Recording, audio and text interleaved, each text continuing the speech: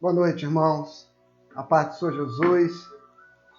Bom a gente poder estar juntos mais uma vez para mais uma reunião de oração, onde nós estaremos refletindo e meditando na palavra do Senhor e orando juntos nesta grande corrente de oração que fazemos todas as terças-feiras, né? Estamos no dicionário novo, na verdade, nós aproveitamos uma janela desta semana e alguns equipamentos da igreja foram para manutenção, para revisão, porque estavam apresentando alguns probleminhas e a mesa de som, enfim, estamos tentando aprontar tudo para o culto de domingo que vem, e a razão pela qual eu estou aqui com outro equipamento aqui, produzindo e transmitindo essa nossa reunião de oração. Espero que você esteja aí ouvindo bem, participando conosco e compartilhando. Vamos dar um tempinho aí para você compartilhar, para você marcar as pessoas, para você chamar alguém, para você mandar marcar alguém, para que você possa espalhar esse nosso vídeo, essa nossa reunião de oração, e para que quanto mais gente possamos estar juntos para meditarmos na palavra do Senhor, quanto melhor será, não é verdade? Eu queria, desde já, dizer à igreja a respeito da situação do Márcio, irmão do Maurício, que nós estivemos orando. Fizemos uma campanha de doação de sangue no domingo passado. Ele foi submetido a uma cirurgia na segunda-feira, ontem, e correu tudo bem. Graças a Deus, correu tudo bem com a cirurgia. E ele esteve estável, né? A sua função renal, que era uma preocupação, o Maurício acabou de dar notícia aqui, parece que está melhor, graças a Deus. Os médicos vão aguardar os próximos dias para começar a reduzir a sedação. Deus tem sido misericordioso, nós vamos continuar orando, clamando ao Senhor hoje, mais uma vez, pela vida do Márcio. Também estaremos juntos orando, neste momento e nessa nossa reunião de hoje, por conta da família do nosso irmão Alexandre, né? Nós estivemos orando semana passada ainda por um dos seus parentes e ele veio a falecer, né? Nós estamos orando por consolo, por ação do Espírito Santo na vida do nosso irmão nesse tempo difícil que estamos passando. Já é o terceiro irmão da nossa comunidade que tem uma pessoa da sua família diretamente atingida pela situação do coronavírus, né?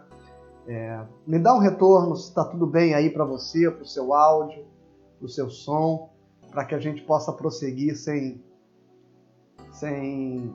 problemas, né? Eu estou monitorando aqui a sua participação. Tem uma informação aqui que está com eco. Mais alguém está ouvindo eco, irmãos? Me ajuda aí para que a gente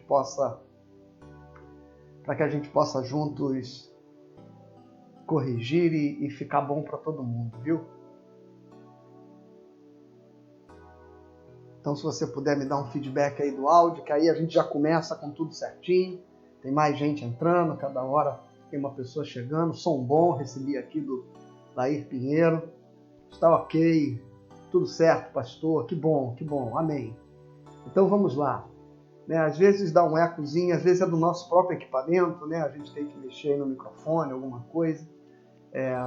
Mas acontece. Irmãos, nós vamos meditar hoje, ao final da nossa reunião, depois da oração, antes de terminarmos, eu gostaria que você não se desconectasse tão rapidamente, que você ficasse com a gente até o final, porque eu tenho uma palavra para dar à igreja, à luz da compreensão do conselho, em função do decreto da prefeitura que libera, sob condições, o retorno aos cultos e às reuniões religiosas, né? E durante o dia eu já recebi perguntas de alguns irmãos, né, tentando saber o que a nossa igreja faria, como nós nos posicionaríamos diante desse novo cenário que se anunciou ontem, e o Conselho esteve rapidamente trocando algumas opiniões a respeito, e unanimemente nós tomamos uma posição que eu quero comunicar a você, mas eu vou fazer isso apenas no final, até porque no momento onde possivelmente nós tenhamos mais gente conectada, para que todos possam participar e ouvir essa posição oficial da Igreja Presbiteriana do Pichincha, do Conselho da Igreja Presbiteriana do Pichincha, em relação ao retorno das atividades durante esse período de pandemia.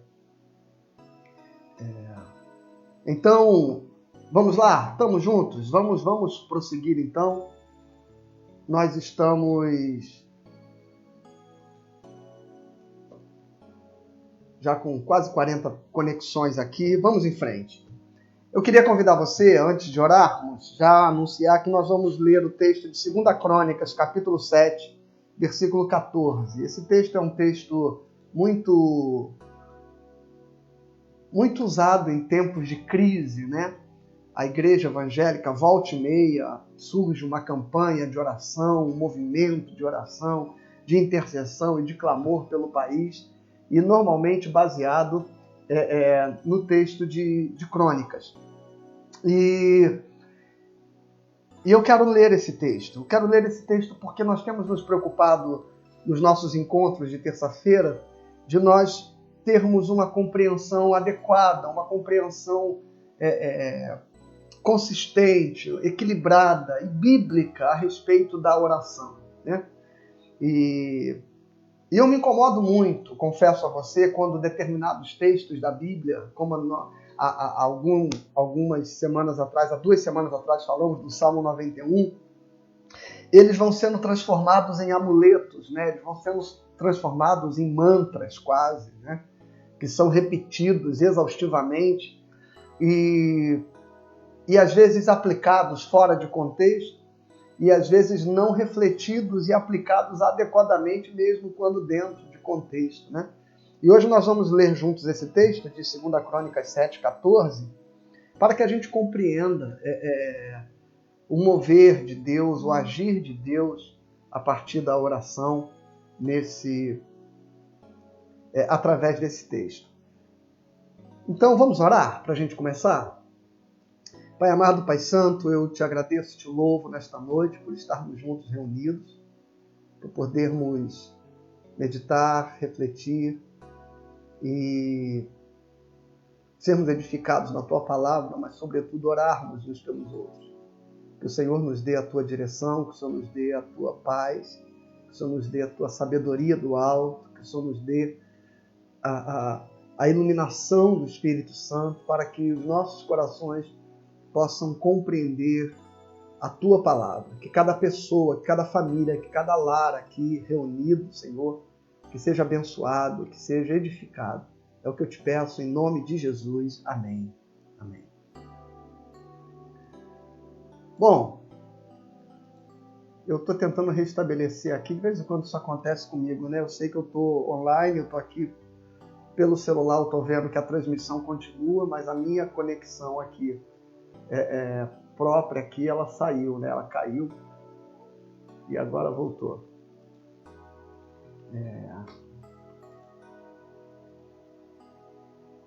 Porque senão eu não consigo acompanhar as suas mensagens à medida que vocês vão postando aqui. Então, vamos juntos então.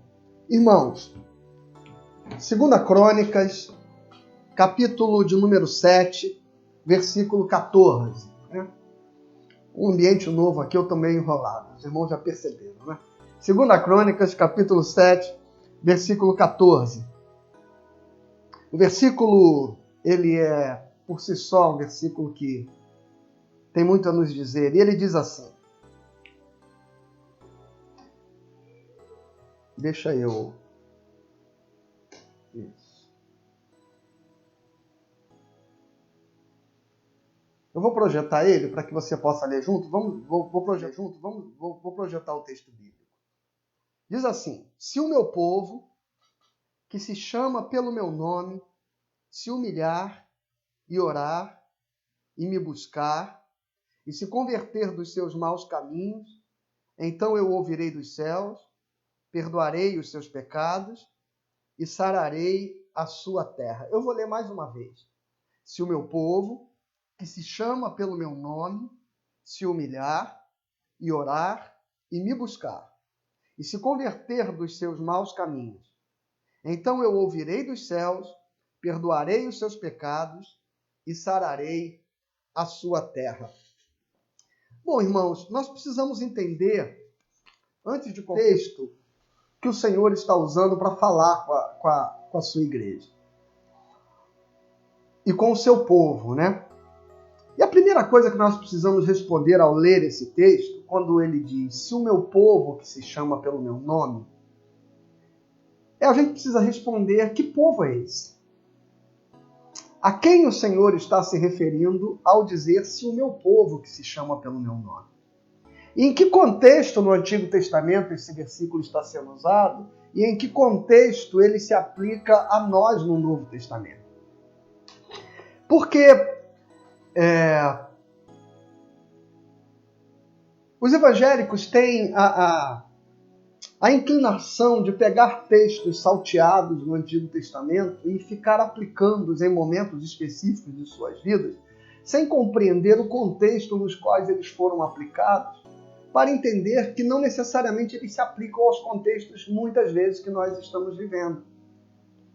Primeiro, que o contexto imediato deste versículo, ele diz já no verso 13, né, que é o verso anterior ao 14 que lemos, ele diz assim, se eu cerrar os céus, de modo que não haja chuva, ou se ordenar os gafanhotos que consumam a terra, ou se enviar a peste entre o meu povo, se o meu povo, que se chama pelo meu nome, se humilhar e orar, e por aí vai. Então, de antemão, eu queria convidar você a refletir no contexto, no versículo 13,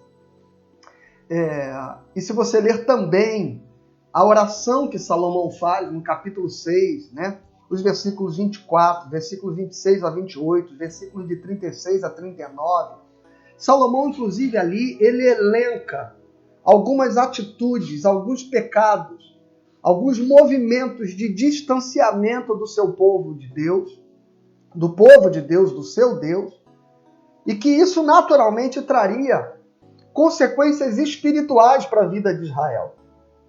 Então Salomão diz, Senhor, se isso acontecer e nós nos arrependermos e viermos a esta casa orar pedindo perdão, eu te clamo, te imploro para que o Senhor nos perdoa, nos receba de volta. E aí no capítulo 7, Deus responde a Salomão, declarando que aceitava aquele templo. Essa é uma oração que é feita quando Salomão termina de construir o templo e o templo é consagrado ao Senhor. E eu disse isso aqui há uns dias atrás e quero repetir a você.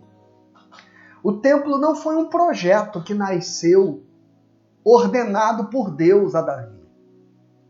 Não foi.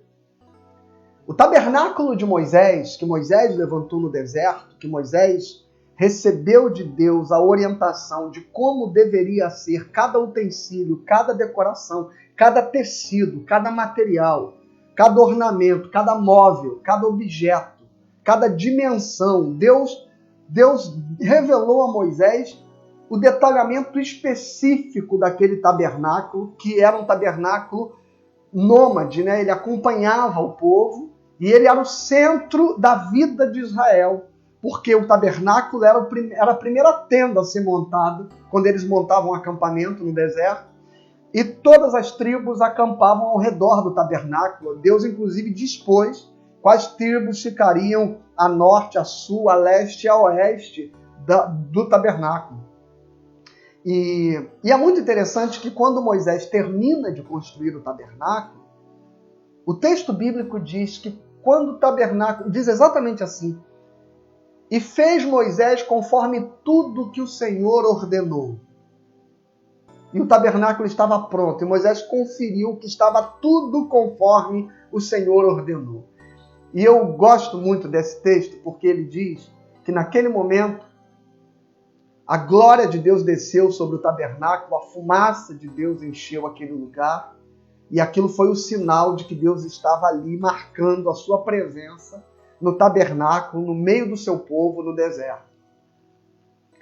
E eu gosto desse texto porque ele diz, inclusive, ele nos revela, que Moisés, ele não fez uma oração eloquente como a de Salomão. Ao contrário, ele não fez oração alguma. O texto apenas diz que o tabernáculo foi terminado, Moisés inspecionou, viu que estava tudo conforme o modelo que Deus ordenou e a glória de Deus desceu. Já Davi, ele tem um sonho de construir um templo. Ele conquista Jerusalém, que era uma cidade dos jebuseus, é uma cidade estrategicamente bem posicionada, do ponto de vista militar, do ponto de vista da autonomia, da segurança que Davi teria para reinar sobre as 12 tribos de Israel, que Davi unificou de forma muito hábil, mas não simples, não fácil. Ele não tinha a simpatia plena de todas as tribos. Havia um canto que era entoado nas tribos de Israel, para suas tendas a Israel. Não temos parte com a casa de Davi. Esse cântico ele ficou tão famoso que foi o cântico que moveu a rebelião das tribos do norte contra Roboão, filho de Salomão, logo após Salomão morrer, e que faz a separação do reino do norte com o reino do sul. 10 tribos ficam ao norte, passando a se chamar o reino de Israel, e 2 tribos ficam ao sul, Benjamim e Judá, passando a se chamar o reino de Judá. E é por isso que quando você ler a Bíblia, o Antigo Testamento, você vai encontrar citações de reis que reinavam em Israel e reis que reinavam em Judá. Os reis de Judá eram a continuidade da linhagem de Davi e reinavam a partir de Jerusalém. Os reis de Israel reinavam ao norte, as 10 tribos do norte, a partir de Samaria, né? Experiências ali do profeta Elias, Eliseu, o rei Acabe e tantos outros reis que reinaram no reino do norte. Então, quando Moisés constrói o tabernáculo conforme o modelo de Deus, a glória do Senhor desceu. Todavia, Davi, ele sabiamente, estrategicamente, ele percebe que ele precisa ter uma capital que ela seja neutra, que dê a ele autonomia militar, autonomia política, né? Dê a ele certa proteção, não só para proteger o próprio trono, mas para proteger-se também das influências das tribos, porque cada vez que um tumulto acontecia em Israel, a pressão que havia sobre o rei era enorme. Em Jerusalém, ninguém podia acessar o rei desta forma. É como tirar a capital do Brasil, do Rio de Janeiro, e levar para Brasília, lá no meio do centro-oeste, lá, e a coisa fica um pouco mais tranquila de se governar. É mais ou menos por aí. Então, Davi decide que ele vai unir, ou seja, o centro do governo político com o centro religioso, e deseja construir um templo. E é ele quem vai comunicar ao profeta. Olha que coisa diferente, né? Deus se revela ao profeta Moisés para construir um tabernáculo, mas é Davi que vai chamar o profeta para comunicar ao profeta que vai construir um templo. Então, a motivação da construção do templo não parte de Deus pelo profeta para chegar ao rei, parte do rei pelo profeta para chegar a Deus. E Deus, se você ler o texto, você vai ver que inicialmente o Senhor diz assim: não quero templo. Quando foi que eu disse que eu quero um templo? De pedras, estático, preso numa montanha. Eu habito no meio do povo. Deus era o Deus dos tabernáculos. Deus era o Deus que acompanhava as tribos de Israel, né? Mas, por insistência de Davi, e Deus percebendo que não há, pela sua misericórdia, que o melhor modo dele caminhar com os homens é sendo misericordioso com a dureza dos seus corações, né? Deus consente a Davi preparar tudo para que seu filho Salomão construísse o templo. E o templo vai ser construído ali. E aí chegamos nesse texto, onde Salomão, então, desejoso de que o templo seja reconhecido por Deus, como o tabernáculo foi reconhecido por Deus no deserto, sem que Moisés precisasse orar, a glória desceu, porque o modelo estava correto. Agora, um templo que foi construído segundo o coração de Davi, segundo o projeto de Salomão, esse templo agora precisa ser apresentado a Deus para que Deus autentique a obra das mãos humanas. E esse é o primeiro aspecto que eu quero tratar com você aqui, não especificamente do verso 14, mas desse contexto aqui, né? Porque muitas vezes, irmãos, e é exatamente aqui que o povo evangélico erra, ao trazer esse texto e ao tentar aplicar esse texto, do modo como ele é aplicado. E não que ele não possa ser usado para nos mover à oração, já vou falar disso. É porque muitas vezes nós estamos construindo a vida, nós estamos fazendo as nossas opções de vida, opções políticas, opções... estabelecendo os nossos modelos, né? Construindo os nossos próprios templos. E de repente a gente percebe que a gente planejou, a gente projetou, a gente edificou, a gente fez tudo.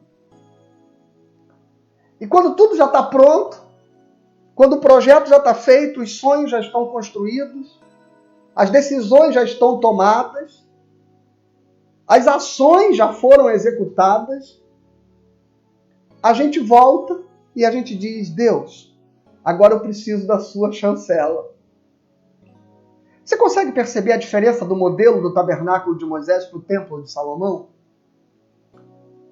Porque uma coisa é você começar ouvindo a voz de Deus e seguindo o modelo que Deus designou.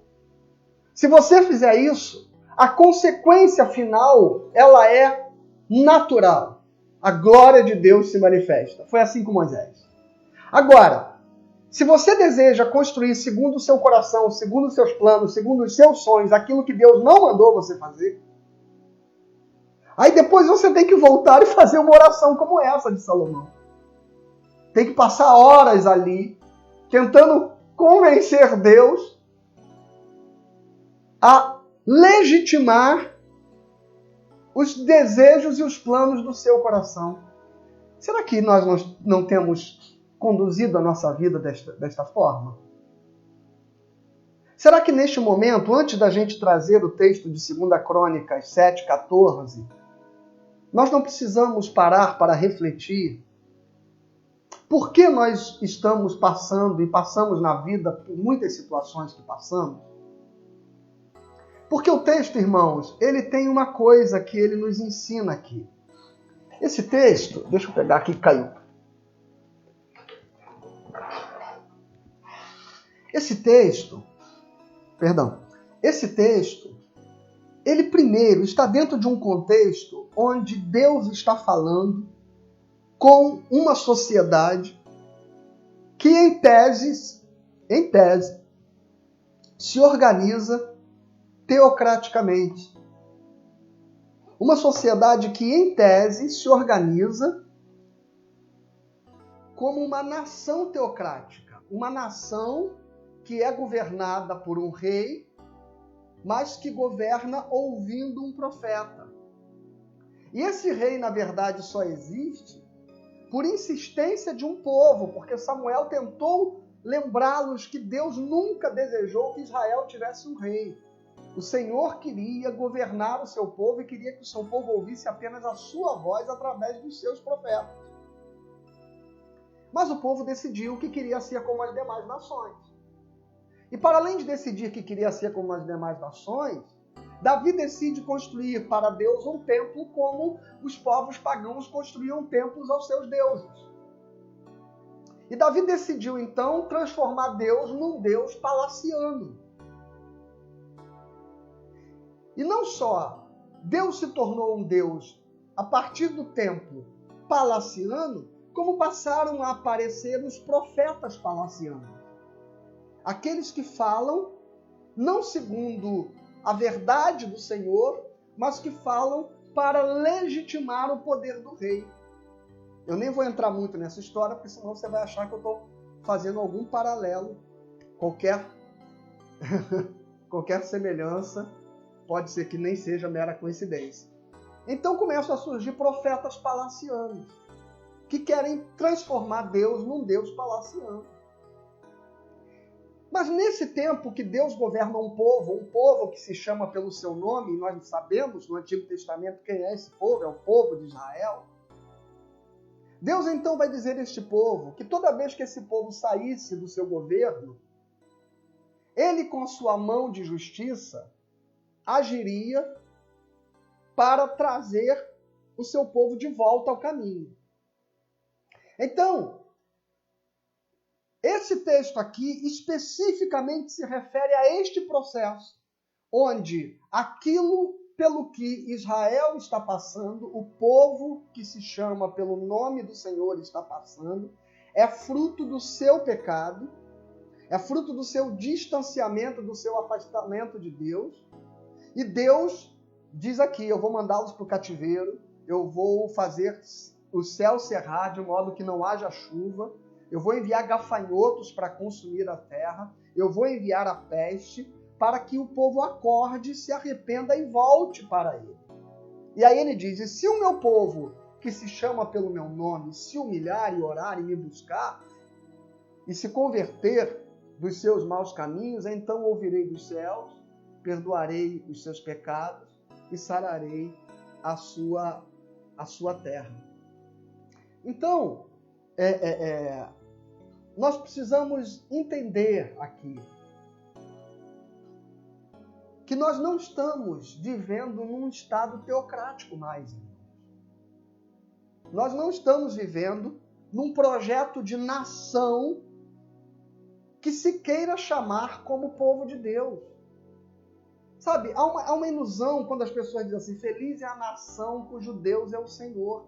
Como se isso fosse um projeto de poder de um país. Como se isso significasse cristianizar um país. Como se isso pudesse ser circunscrito no âmbito político, nas fronteiras políticas e geográficas de uma nação. Êxodo capítulo 19, versículo 6, é onde, lá no Antigo Testamento, o Senhor vai dizer esta expressão, o meu povo que se chama pelo meu nome, se referindo a Israel. Mas nós precisamos entender que 2 Pedro capítulo 2, versículo 9, no Novo Testamento, o apóstolo Pedro diz assim, vocês são nação santa, povo de propriedade exclusiva de Deus. O mesmo texto de Êxodo 19:6. Êxodo 19:6 diz exatamente isso. Um povo de propriedade exclusiva de Deus, nação santa, o povo que se chama pelo nome do Senhor. E 1 Pedro, capítulo 2, versículo 9, o apóstolo Pedro diz assim, se o meu povo, vós sois nação santa, povo adquirido de propriedade exclusiva do Pai. Pegando o texto de Êxodo, que diz que Israel é o povo de Deus, que se chama pelo nome do Senhor, é a nação santa, é o povo de propriedade exclusiva de Deus, e aplicando agora esta declaração divina sobre a igreja, não mais sobre uma nação, não mais sobre uma etnia, não mais sobre um estado político, não mais sobre um estado geográfico. O meu povo, que se chama pelo meu nome, não se refere a um país, se refere à igreja de Cristo, que reúne gente de todo povo, toda tribo, toda língua e toda nação. Este é o povo de Deus. E Pedro, o apóstolo, ele completa a sua afirmação em 1 Pedro 2, quando ele diz assim, vós que não eres povo, agora sois povo. Ou seja, um dia essa afirmação se referiu a Israel. Hoje esta afirmação se refere à igreja. De modo que esse texto de 2 Crônicas 7:14, que se aplicava a uma nação em todo o seu contexto político e geográfico, hoje não mais, irmãos. Hoje esse texto se aplica à igreja. Se nós tivermos que lançar mão desse texto, precisamos entender que ele não se refere ao Brasil, que ele não se refere a Israel, que ele não se refere à Argentina, aos Estados Unidos ou a qualquer outra nação específica. Esse texto se refere a um povo que se chama pelo nome do Senhor e fala à igreja do Senhor e fala a respeito dos pecados que são cometidos pelo povo que se chama pelo nome do Senhor. Então, não adianta a gente, como igreja, olhar para fora, olhar para o Brasil e dizer, não, porque o Brasil está em idolatria, o Brasil está em pecado, o Brasil está em promiscuidade, o Brasil está em declínio e relativização moral, o Brasil se depravou, o Brasil... Você pode dizer isso tudo, mas não acredite em nenhum momento sequer que qualquer coisa que esteja acontecendo seja consequência de um juízo de Deus como este que ele diz que vai aplicar sobre o seu povo em 2 Crônicas 7. Por que não? Primeiro, e eu disse isso aqui numa aula que tivemos na devocional de quinta, quando falamos sobre os juízos de Deus. Primeiro, segundo o texto de Romanos, capítulo 1, toda esta depravação, por si só, já se trata do juízo de Deus sobre o pecado. Deu por isso, porque o homem se tornou averso a Deus, idólatra e adorador de si mesmo. O texto de Romanos 1 diz, por isso Deus os entregou uma disposição mental para que se entregassem a todo tipo de prostituição, a todo tipo de imoralidade, a todo tipo de contenda, e por aí vai todo o desdobramento comportamental de pecado que se instalou na sociedade após o pecado. De modo que o que nós vemos se manifestar no mundo já é consequência, já é juízo do pecado. Não se refere a uma ação de Deus para disciplinar a sua igreja e ao seu povo. De modo que a gente pegar esse texto acreditando que a igreja levantar um grande clamor baseado nesse texto, haverá então prosperidade para o Brasil, vai acabar a corrupção, vai acabar a pandemia no Brasil, vai acabar a fome, vai acabar a miséria e por aí vai. Não, esse texto não é um mantra, não é um amuleto mágico. Não é para isso que ele está aqui. Agora, ele tem muito a nos dizer. Tem muito a nos dizer. A primeira coisa é esta: o meu povo que se chama pelo meu nome. Quem é este povo? A igreja do Senhor. E quando Deus está falando isso, está falando para que a igreja, o seu povo, se arrependa dos seus pecados. Não está falando do ímpio. Não está falando daquele que professa outro credo.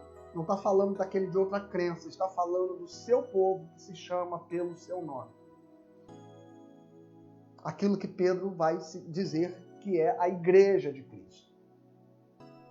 Aquilo que o texto de Efésios vai dizer que é a parede que caiu e de dois povos Deus fez um único povo. E não há mais sequer uma exclusividade ou uma primazia de Israel como povo de Deus. E essa é uma outra ilusão que o povo evangélico continua nutrindo, sem entender que este povo de Deus hoje é a igreja de Cristo. Mas vamos seguir, que esse não é o nosso tema. E aí o texto vai, vamos agora para o texto, vamos ver o que ele tem a nos ensinar. Se o meu povo se humilhar, orar e me buscar, há uma outra tradução que diz, e buscar a minha face. Porque é preciso entender o que é buscar ao Senhor. E é disso que eu quero falar aqui. O nosso tema central especificamente é entender o que significa buscar ao Senhor. O que significa se humilhar?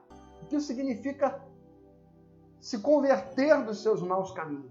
O que significa e qual é a motivação efetiva pela qual oramos? Vamos começar pelo se humilhar. Se o meu povo se humilhar, irmãos, se humilhar é assumir, admitir, é cair em si, é cair a ficha e compreender o estado de pecado que se está. Se humilhar, meu irmão, não é um ato religioso de fazer jejum, de ficar de joelhos, de fazer vigílias de oração. O processo de se humilhar pode até abranger e abraçar estas atitudes religiosas. Mas se humilhar, sobretudo, é admitir a sua condição, o seu estado de pecado. Porque se não for isso, se não for cair a ficha, se não for o constrangimento pelo pecado, se não for o constrangimento por ter se afastado de Deus, este se humilhar se transforma nisso que foi transformado. Quando o povo lê esse texto, diz assim, se o meu povo se humilhar, então nós vamos implorar, nós vamos cair de joelho, vamos clamar para que Deus liberte o Brasil, para que Deus mande embora a pandemia, para que Deus traga a justiça, para que Deus acabe com a corrupção, vamos nos humilhar, vamos... Não é. Que humilhação é essa? Não, isso não é humilhação, isso é barganha. Isso é um sacrifício que você está fazendo, isso é um gesto que você está fazendo para tentar comover o coração de Deus. Este se humilhar aqui é a consciência que se assume da sua condição de pecado. Não é um ato penitencial.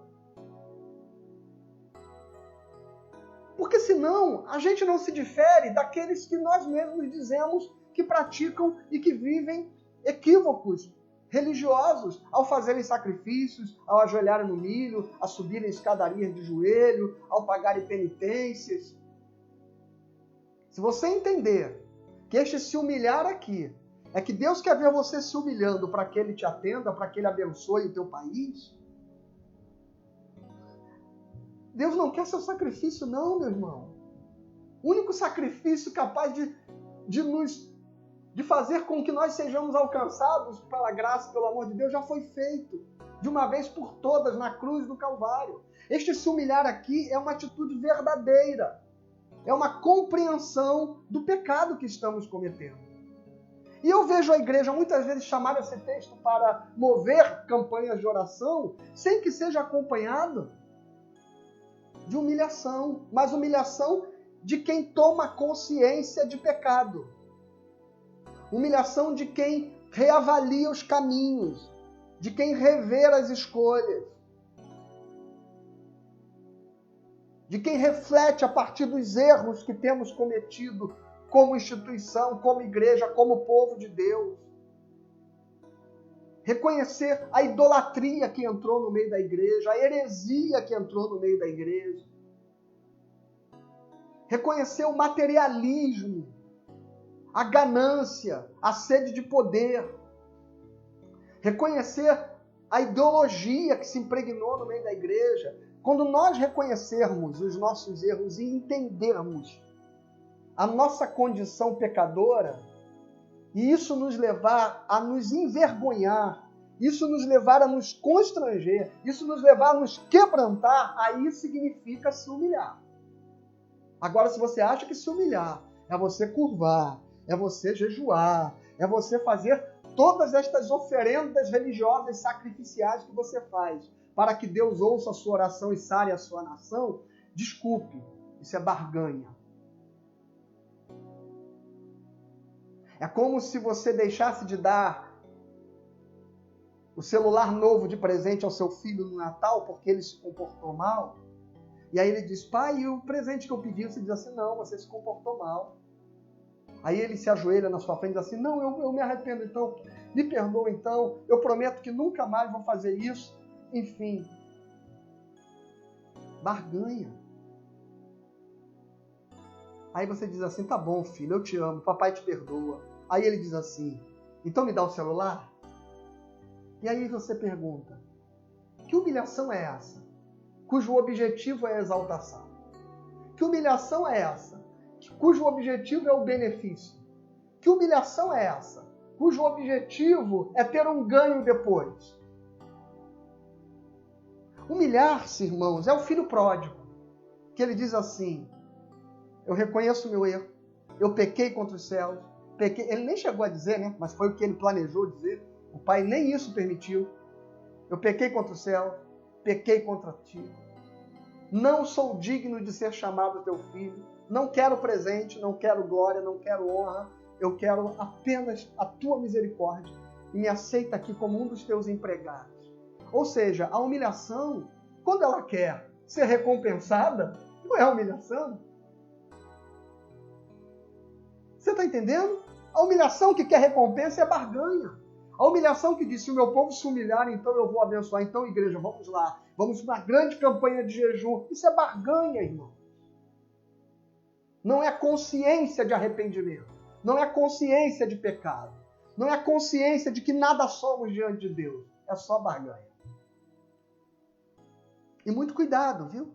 Porque o texto diz assim, se o meu povo se humilhar, e se o meu povo orar.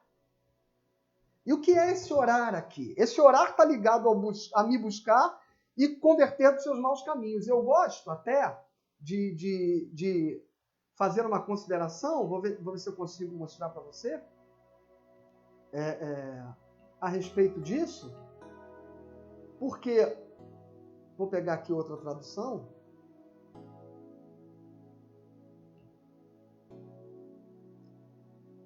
eu gosto dessa tradução aqui, olha aí, olha essa tradução que está aí para você.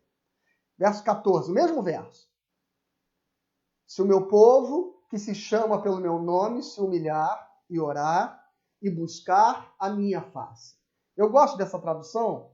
A tradução que nós usamos, a tradução revista e atualizada, ela diz assim, se o meu povo, que se chama pelo meu nome, se humilhar e orar e me buscar. Está aqui, ó, e me buscar. Mas na tradução revista e corrigida, o texto diz, e buscar a minha face. E eu gosto dessa expressão, e buscar a minha face. Porque é disso mais especificamente. Buscar a sua face. O Salmo 42, versículo 2, Salmo dos filhos de Corá, eles dizem, quando eu estarei de novo perante a face de Deus. É quando ele diz, a minha alma tem sede de Deus, a minha alma suspira e anseia por Deus. Os filhos de Corá, os salmistas, eles não estão entendendo que orar buscando a face de Deus significa orar buscando os benefícios e os privilégios de Deus, mas senão buscando a sua presença. Estar diante do Senhor. Então, se você pega esse texto para usá-lo como um texto que move a sua oração para buscar um benefício de Deus para a sua vida, você está indo contra o próprio texto, porque o Senhor está dizendo, quando o meu povo se humilhar e vier a mim para buscar a minha face, não é buscar a cura, não é buscar pastor, mas eu não posso orar por cura? Claro que pode, nós oramos aqui e vamos orar hoje mais uma vez. Mas eu quero que você entenda este verso, que tem sido erroneamente aplicado na vida da igreja. Porque esse verso tem sido usado como um versículo de quem faz barganha para alcançar o favor de Deus. E eu acho muito interessante que o Senhor está dizendo, se o meu povo tiver uma atitude verdadeira de quebrantamento e arrependimento, eu vou restaurar a bênção sobre a terra de Israel. Eu vou restaurar a minha paz sobre o meu povo. Eu vou libertá-los do cativeiro, se este for o caso. Eu vou fazer isso por causa do seu sincero arrependimento.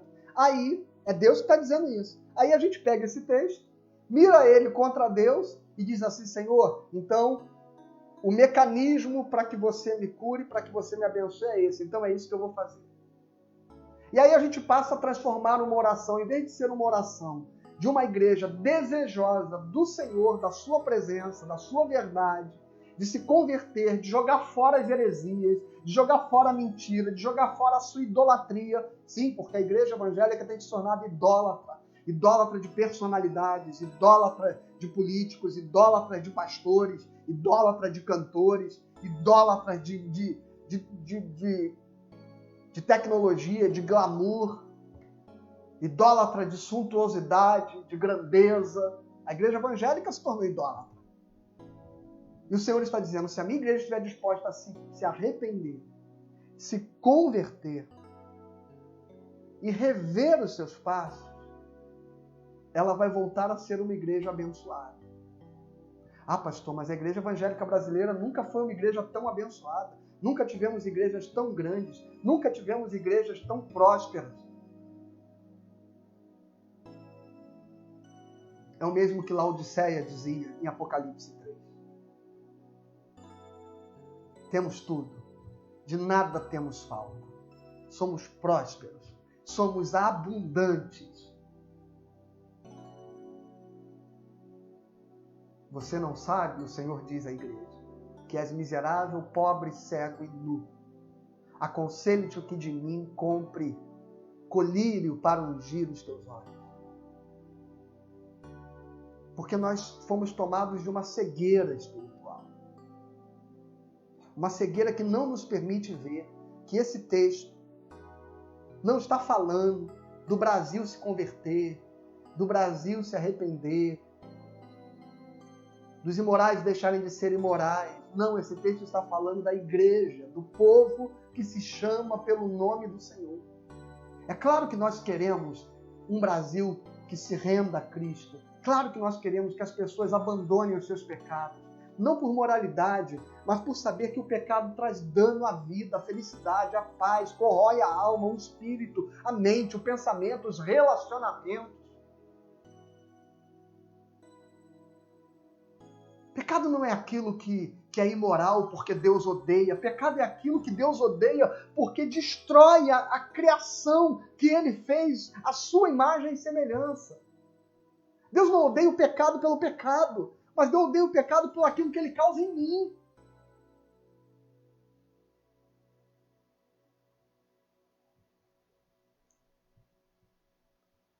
E se essa oração se torna na nossa boca uma oração de barganha, uma oração que não tem arrependimento verdadeiro, mas é uma oração onde eu digo, Senhor, abençoa, porque eu quero... Aí é o filho que diz, não pai, eu prometo, nunca mais vou fazer isso. Aí o pai dá o celular. Na semana seguinte, ele está de novo matando aula, respondendo a mãe, batendo no irmão. E aí o pai disse, ué, mas você prometeu. Mas agora ele já ganhou o prêmio. E é assim que nós temos conduzido a nossa vida. Pegamos este versículo, trazemos ele para Deus, fazemos uma campanha de avivamento, de consagração, fazemos uma campanha de jejum, e aí esperamos a bênção vir. Sem transformação, sem mudança, sem arrependimento, sem conversão.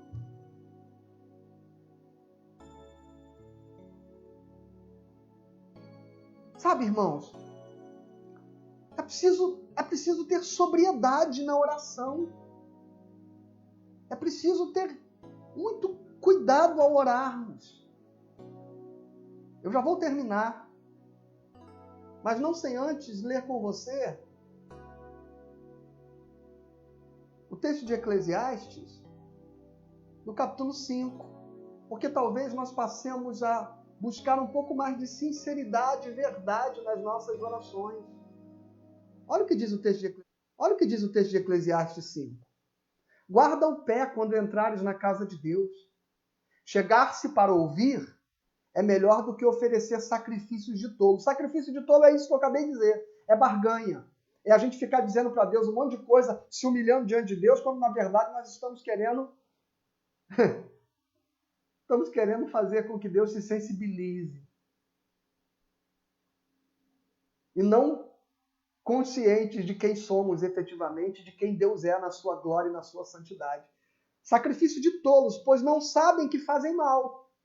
Não te precipites com a tua boca, nem o teu coração se apresse a pronunciar palavra alguma diante de Deus. Porque Deus está nos céus e tu na terra. Portanto, sejam poucas as tuas palavras, porque dos muitos trabalhos vêm os sonhos. Deixa eu subir aqui. Porque dos muitos trabalhos vêm os sonhos, e do muito falar palavras nécias. Quando a Deus fizeres algum voto, não tardes em cumpri-lo, porque não se agrada de tolos. Cumpre o voto que fazes. Melhor é que não votes, do que votes e não cumpras. Parece que a Bíblia está legitimando que se pague promessas, né? Não, não é isso que a Bíblia está dizendo. Pelo contrário, ela está dizendo, isso é tolice, é melhor você não fazer isso. É melhor não fazer isso. Por que é melhor não fazer isso? Porque de Deus não se zomba. Agora eu estou citando o texto de Gálatas, capítulo 6, versículo 7. Cuidado, não se engane, de Deus não se zomba. Cuidado com as orações tolas, onde a gente apresenta uma falsa transformação, uma falsa conversão, uma falsa humildade diante de Deus, acreditando que esses ritos todos que você faz, isso vai te habilitar a ser abençoado. Cuidado com essas barganhas.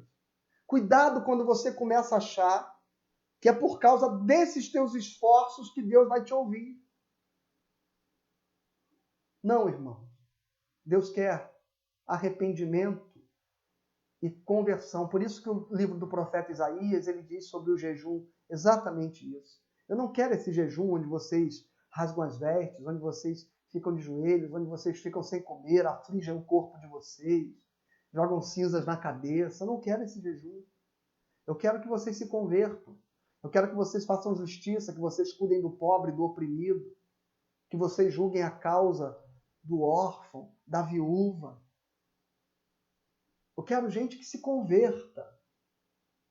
E não gente que faça conferência profética para clamar pelo abençoamento de uma nação, usando um texto bíblico como referência daquilo para um contexto onde ele não se aplica.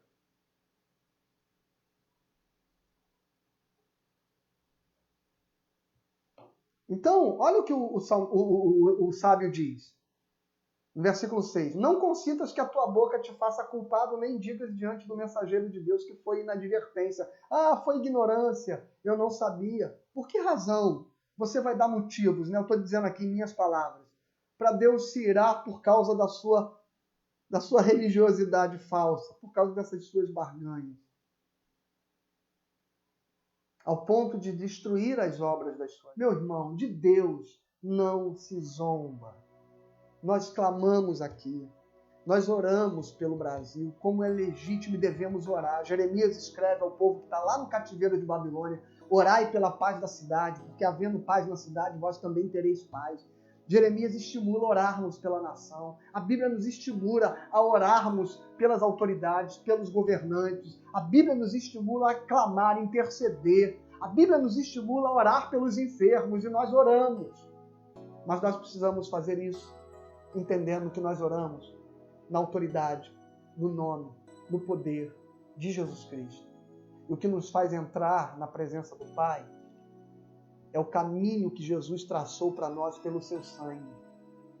Não pegue nunca mais esse texto, acreditando que essa barganhazinha evangélica, ela vai mudar a história de uma nação. Não. É preciso humilhação de arrependimento, não humilhação de piedade religiosa, aparente, externa, estética, ritualística, sacrificial. É preciso orar como quem busca o Senhor, sabendo que os nossos pecados nos afastaram dele e que a nossa oração é para que nós voltemos para ele. E não achar que esta oração é uma oração para que ele nos safe dos problemas que nós criamos. Sim, nós criamos. A conjuntura social, irmãos, é obra das nossas mãos. É fruto das nossas escolhas ou das nossas omissões. Em hipótese alguma se parece com aquilo que Deus está dizendo aqui em 2 Crônicas. Vamos orar e vamos clamar e vamos crer que Deus ouve. Vamos crer que Ele responde. Vamos crer que Ele pode transformar a história deste país. Vamos crer que Ele pode abençoar os nossos governantes. Que Ele pode transformá-los, convertê-los. Converter de verdade, viu? Não é mergulhar em Rio Jordão, não. É converter de verdade. Vamos crer, irmãos, em nome de Jesus. Não porque a gente quer um governo de gente crente, mas porque a gente quer um governo de gente que seja capaz de ter a justiça, como prioridade. E quando eu digo conversão, eu nem estou falando da conversão nominal ao cristianismo, eu digo a conversão do quebrantamento, da compaixão, da misericórdia, da bondade, da honestidade, da verdade, da sensibilidade.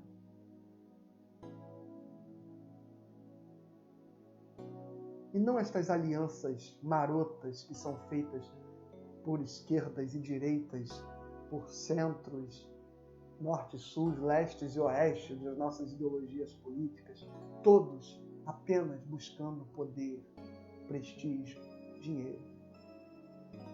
E o pior, com pastores pegando a Bíblia e legitimando como se o Brasil fosse esta nação teocrática que Israel deveria ser e que jamais foi, na verdade. E que não existe mais, porque este modus de relacionamento de Deus com um povo exclusivamente seu, como nação, como um projeto de sociedade, como um projeto nacional para ser modelo para o mundo, não é mais este. Hoje é a Igreja de Cristo. Vamos orar e vamos clamar. E não façamos barganhas com Deus. É o sacrifício de Jesus Cristo, é o nome dele que nos dá acesso ao Pai. E é em nome dele que nós vamos orar nesta noite. Pela sua família, pela sua enfermidade, pelo seu ente querido, pelo seu problema. E que Deus abençoe a sua vida. Amém. Aleluia. Vamos lá? Vamos então nos concentrar aqui nos textos, nos pedidos de oração. Eu não sei se eu estou aqui. Sim, eu estou com as mensagens atualizadas aqui. Você pode mandar o seu pedido de oração, você pode mandar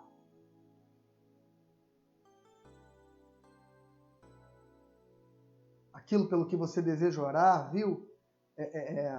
Eu gostaria muito, se alguém pudesse, viu? Tem alguém aí que possa, nesse momento, pegar aquela lista de oração que está publicada lá no grupo de oração da igreja, que foi replicada, se eu não me engano, o diácono Paulo fez uma compilação e colocou lá, para que a gente possa olhar aquela lista aqui, botar aqui nos comentários. Será que alguém consegue resgatar aquela lista, copiar e colar aqui?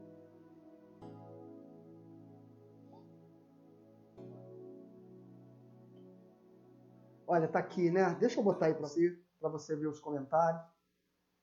Vamos lá? Rosana Venâncio diz assim, meu presbítero diz aqui, palavra esclarecedora, amém, meu irmão. Obrigado, presbítero.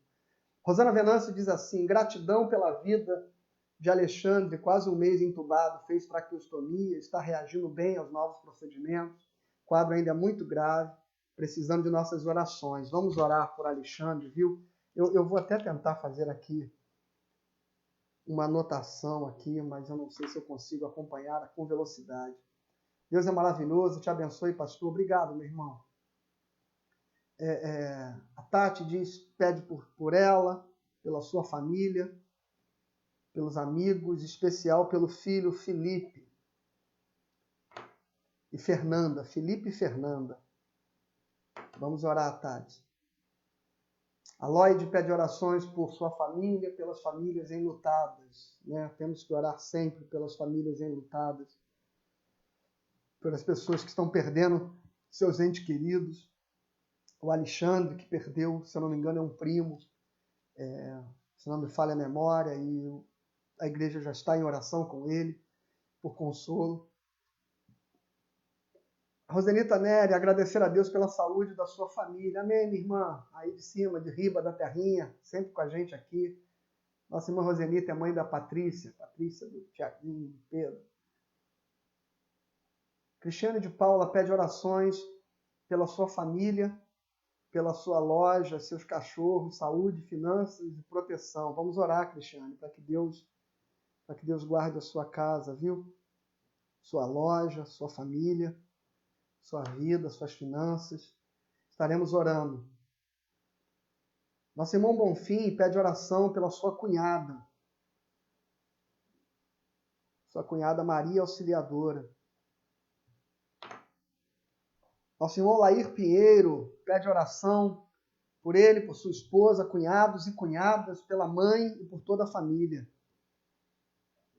Amém. Flávia Bastos, que palavra maravilhosa. Deus o abençoe ricamente, pastor. Amém, minha irmã. Deus abençoe a todos nós. Arlinda Oliveira, peço pelo meu primo Juarez, que está entubado no Hospital Maracanã. Arlinda, vamos orar, viu, pelo seu primo. Mais alguém familiar de membros da igreja aí, né, em situação delicada, né? Nosso irmão Jorge pede oração pela sua mãe e seu filho. Pela sua esposa também, né? Amém. Davi Rocha, um abraço, meu maestro. Pede orações por sua prima Neuza Maria, que está internada com Covid. Neuza está com Covid. A Lloyd, agora mandando sempre o pedido de sua mãe Francina, pelos filhos, sobrinho e a sobrinha Janine. Hoje tem um pedido especial por uma sobrinha da nossa irmã Francina, né? Janine. Olívio, agradece as orações do seu irmão José Bernardo, que estava internado, já está em casa, se restabelecendo da Covid. Amém, Olívio. Que bom, estivemos orando também pela família Bernardo aí. Seu irmão estava internado, aleluia. Bom ter o retorno desse testemunho, viu? Nossa irmã Amanda Andrade, pela saúde de sua família e amigos. Amém, irmão. Sueli pede pela sua família. Vamos orar, sim. Tininha, pela sua irmã, pela saúde, né? Tininha pede pela saúde da sua irmã Hebe. Estaremos orando, Tininha. Kate Ribeiro, pessoas para quem devemos continuar orando. O sogro da Gabriela. Isso, a Gabriela, filha da Neiva, irmãos. Seu sogro, temos estado em clamor e oração. A Bia, filha da Cristiane.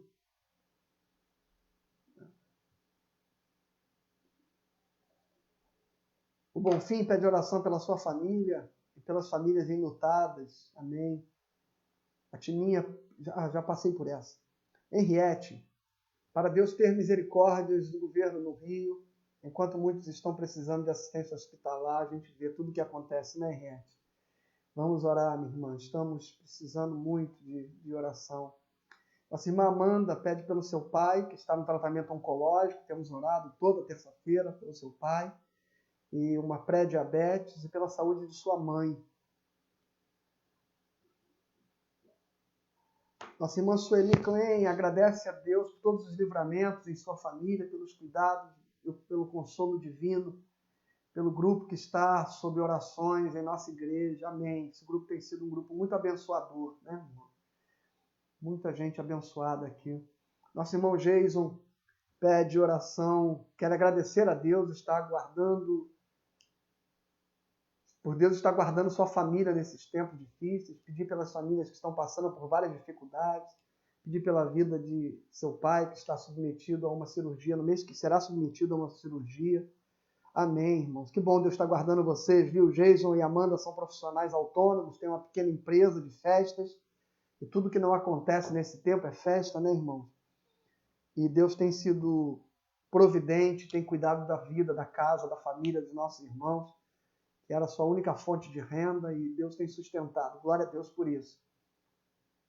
Gratidão pelas providências do Senhor. A Amanda está dizendo aqui, enquanto eu comentava, que bom, né, Amanda?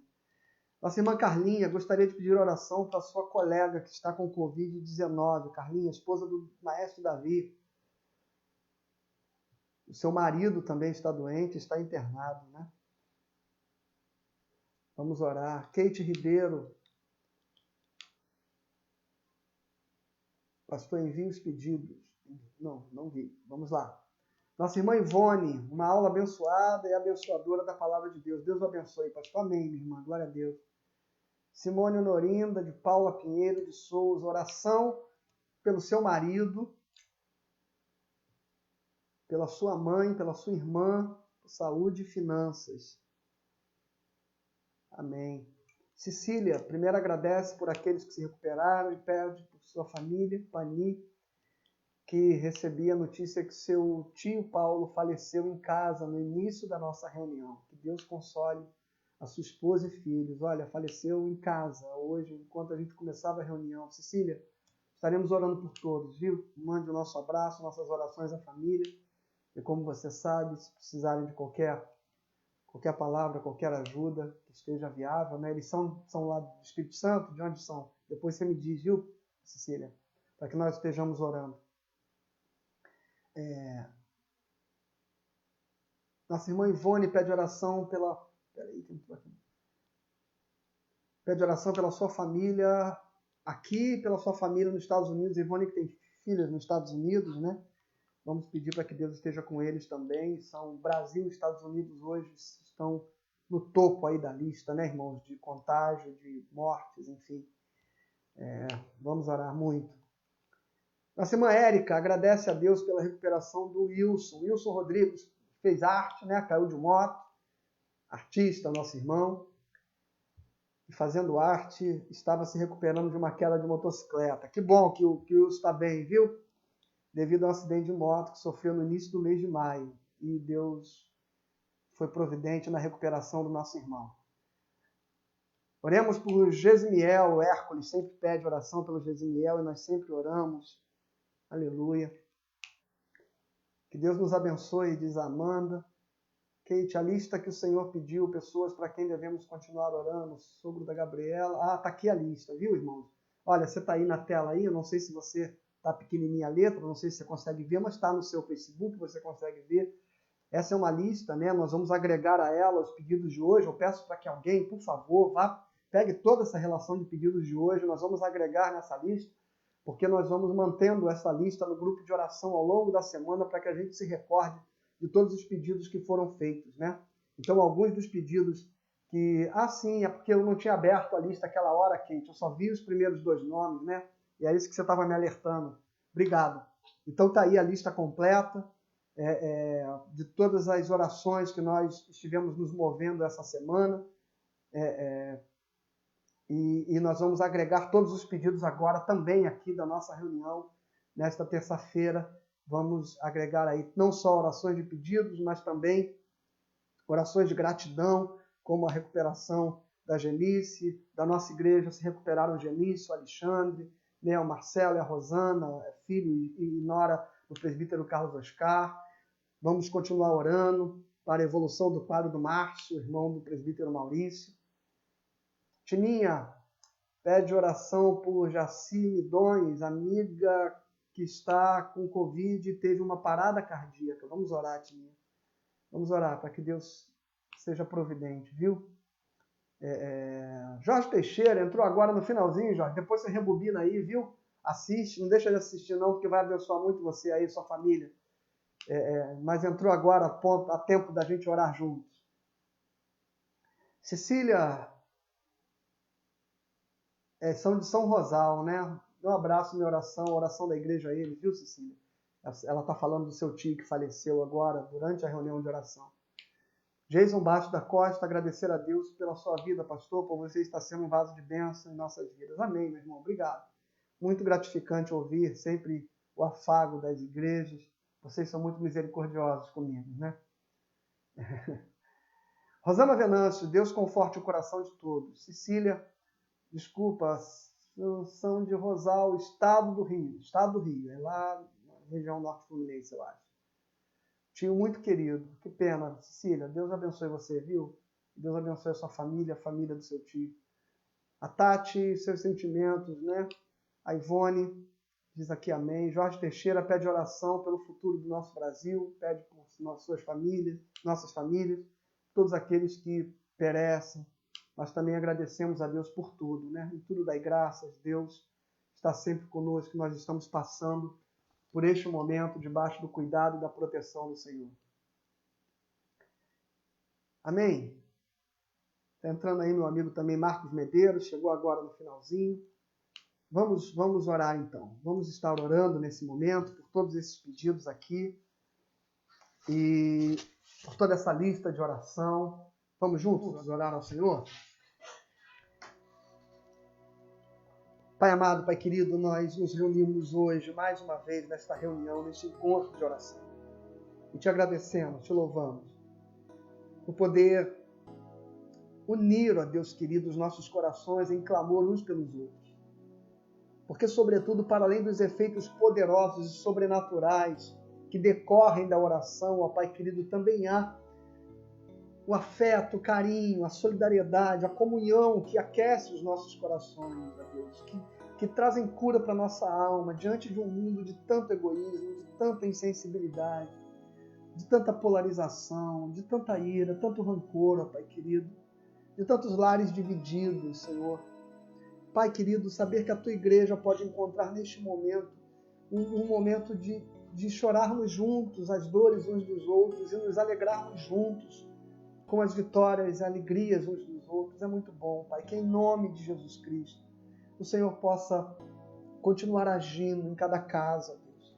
Os pedidos de oração que foram feitos aqui, os nomes todos para os quais eu estou olhando neste momento, estão anotados aqui na frente deste papel, Pai querido.